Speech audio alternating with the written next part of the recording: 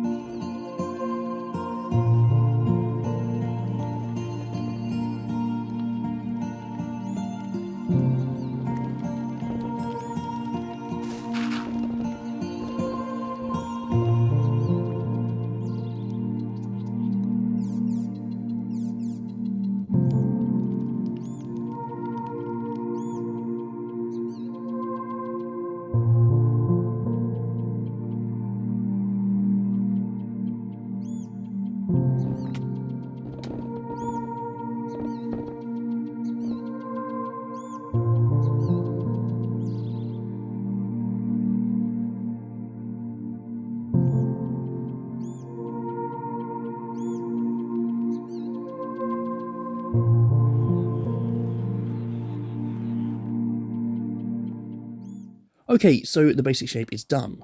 We still have lots of work to do to make this look good though. In terms of the shape, I'm happy with it. We'll obviously need to add some more details to it soon and make it look a bit more interesting. Let's take a closer look. I'm really happy with the shape of the stairs, just kind of winged it with the curve and yeah, I think it looks great. And if we come to the top of the stairs, we have our space ready for lava. Only planning to make it 1 deep, it just has to look like it's full. As it stands, the entire structure is hollow. We actually got really lucky, as there was a lava lake under the ground that we excavated.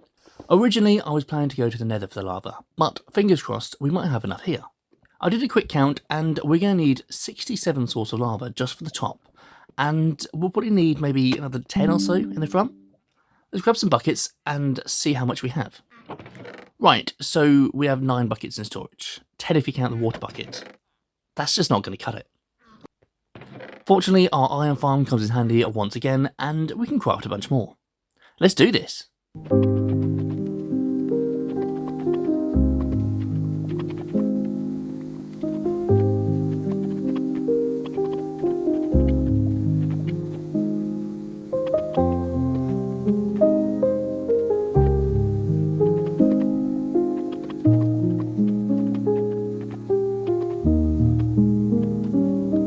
Okay, so we now have 81 lava buckets.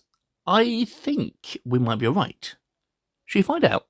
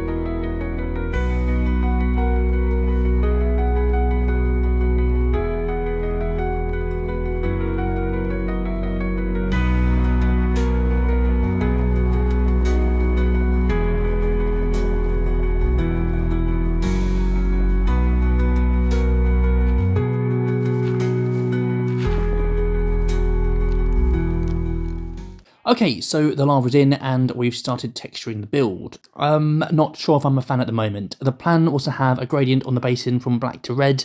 In my head, the blocks that are red are because they are hotter, heat rises, and lava is flowing fast. I'm not the best when it comes to gradients though, might make some more tweaks before the video's done. Maybe take away one of the colours so it's just a two-tone gradient, we'll see. As for the rest of the build, it's not finished. We will be going back and adding some more details shortly, but there is something I want to do first. Let's get inside. So, as you can see, we have a big open space here with lava dripping from the ceiling. Perfect for a lava farm, don't you think? Let's grab some more iron from the iron farm and make a bunch of cauldrons. And of course, we'll need some dripstone. Let's do this!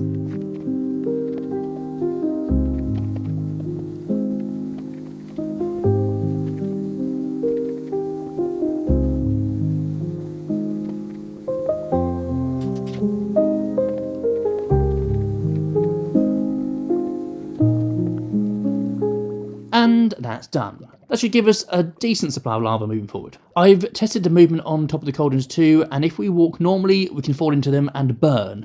But if we crouch, we can walk all over them to our HOTS content, and we don't have to worry about burning at all. Next thing I want to do is make some space for the next batch of villagers.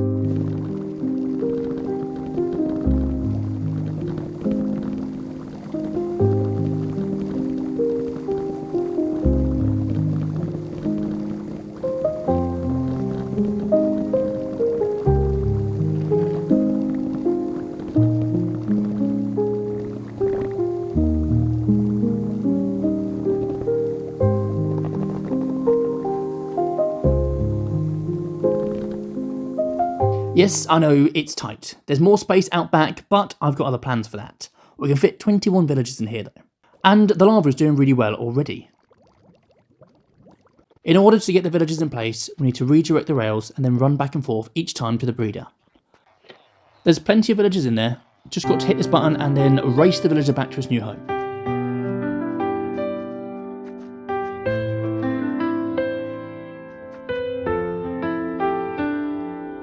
Awesome. Now just to do that another 20 times. Let's try and speed this up a bit.